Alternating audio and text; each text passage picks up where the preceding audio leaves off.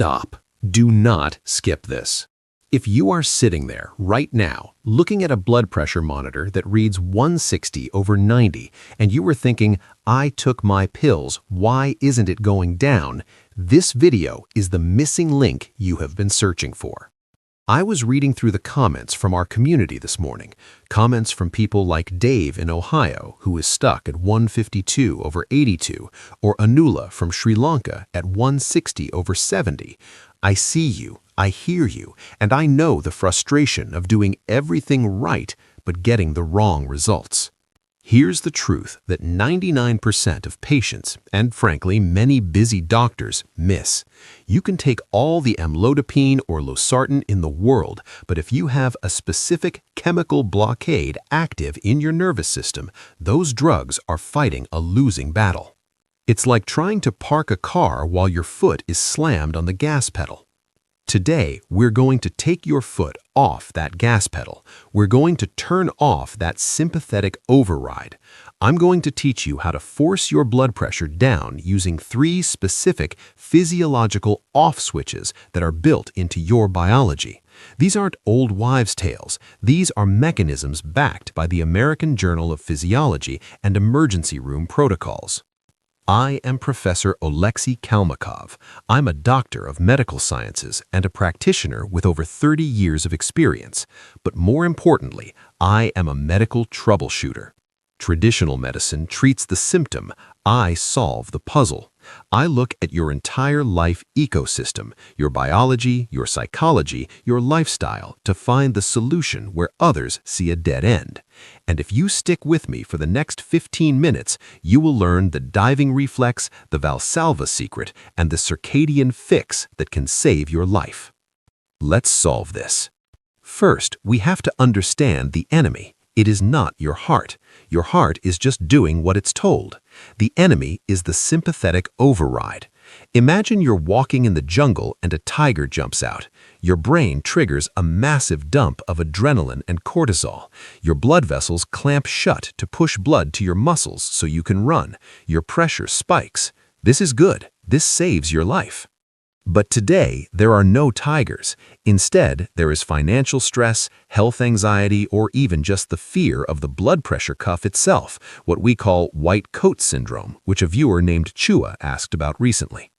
When this stress becomes chronic, your nervous system gets stuck in the on position. This creates a chemical blockade. You take a medication to relax your blood vessels, but your nervous system is screaming at them to tighten up. Importantly, the pills are pressing the brake, but your brain is pressing the gas. So how do we override the brain? We don't use willpower, we use biology. Importantly, technique number 1, the diving reflex.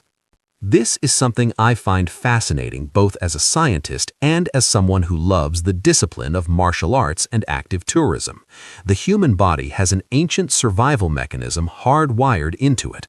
Research published in the American Journal of Physiology confirms that when cold water hits the specific cold receptors on your face, around the eyes and nose, it triggers the trigeminal nerve. This sends an immediate signal to your brainstem. We are underwater. Conserve oxygen. Immediately, 2 things happen. First, you get what we call bradycardia. Your heart rate slows down. Second, your nervous system shifts from sympathetic, fight or flight, to parasympathetic, rest and digest. Here's how you do this safely. You do not need to jump in a frozen lake. Get a bowl of ice water, or even a very cold wet washcloth. Sit down, take a breath, hold your breath and submerge your face, or apply the cloth to your eyes and cheekbones for just 15 to 30 seconds. It sounds too simple, right? Importantly, the data is undeniable. This physically forces the heart rate to drop. It snaps the nervous system out of that panic loop. If you're feeling a spike, if you feel that heat rising in your neck, use the cold water reset. It's a biological circuit breaker. Now, let's move to something a bit more controversial, but highly effective if done correctly. Importantly, technique number 2, the Valsalva secret. Now, I saw a comment from Carolyn recently who said the Valsalva raises blood pressure. Carolyn, you are technically correct, but only for a few seconds. And this is where the medical troubleshooter nuance comes in. Emergency room doctors use a modified version of this to stop a racing heart. It's called breaking an SVT, but we can use a gentler version to reset your baroreceptors, the pressure sensors in your neck. When you bear down, yes, pressure rises momentarily, but immediately after you release, your body detects that pressure and compensates by dropping your blood pressure and heart rate below where it started. It's a reflex arc. However, we are not going to do the hard Valsalva. We are going to use resonant frequency breathing, which utilizes the same vagus nerve pathway without the strain. This is supported by studies in Psychophysiology. Breathing at a rate of 6 breaths per minute maximizes heart rate variability. Here is the vagus nerve workout. I want you to try this right now. Sit tall. Drop your shoulders. I want you to inhale through your nose for a count of 4, hold for 7, exhale through your mouth, making a whoosh sound for a count of 8. Let's do one together. Inhale, 2, 3, 4. Hold, 2, 3, 4, 5, 6, 7. Exhale, 2, 3, 4, 5, 6, 7, 8. Why the hold? Why the long exhale? The exhale is the trigger for the vagus nerve.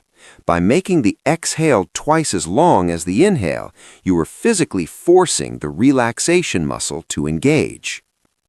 I see comments from people like Mac from South Africa and Henry who tried the 4-7-8 method and said, "Wow, it really works." It works because it is not magic, it is physiology. It is turning off the chemical blockade. Now, before I give you the final and perhaps most critical long-term fix, I need to address something. A 15-minute video is a great start, but for many of you, like the gentleman from India who asked for a fully customized plan, or those struggling with complex combinations of diabetes and hypertension, a video cannot see your full picture. In traditional medicine, you get a 15-minute visit. They check the symptoms, write a script, and say, "Next." That is not how I operate. As the founder of the Medical Clusters Network and the Research Institute of Evidence-Based Medicine, I built a system called Remote Health Guiding. I don't just act as a consultant. I have a network of 9 consulting offices and a central clinic backing me up. I act as your medical Sherlock Holmes. I investigate the root causes that others ignore. Is it your sleep, your spine, your stress hormones, your nutrition? We look at the whole ecosystem. If you are tired of guessing, if you want someone to guide you through the troubleshooting process step by step, check the link in the description. Let's solve your puzzle together. Now, for technique number 3, the circadian fix. This is the one 99% of people ignore, yet a study in the journal Hypertension proved it's critical. There's a phenomenon called nocturnal dipping. When you sleep, your blood pressure should drop by 10 to 20%. This gives your heart a vacation. It allows your arteries to heal. But many of you are non-dippers. Your pressure stays high all night. This is incredibly dangerous. Why does this happen? Often it's because your circadian rhythm, your body clock, is broken. You need to view morning sunlight within 30 minutes of waking. This isn't about vitamin D. This is about signaling your brain's suprachiasmatic nucleus that the day has started. This sets a timer. About 12 to 14 hours later, your body will release melatonin. Melatonin is not just a sleep hormone. It helps lower blood pressure. If you miss the morning light, you miss the evening melatonin. You miss the nocturnal dip. Your heart never gets a break. So here's your prescription for tomorrow morning. Do not look at your phone first. Get outside, even if it's cloudy. Get 10 minutes of natural light in your eyes. Combine this with the 4-7-8 breathing. I want to speak directly to the 70, 75, and 80-year-olds watching this, to Dr. John Senior Health, who commented, and Alette from Cape Town, who's nearly 80. It is never too late.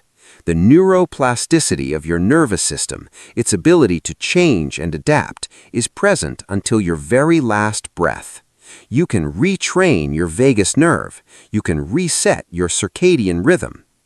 I'm 30 years into this career, a professor, a scientist, but also a husband, a father, and a man who practices what he preaches, whether that's singing academic vocals to train my lung capacity or martial arts to train my focus. Health is a discipline, but it should not be a burden. Start with the cold water splash, practice the breathing, get the morning light. And remember, please, this content is for educational purposes. I'm a doctor, but I'm not your doctor, yet. Always consult with your physician before making drastic changes.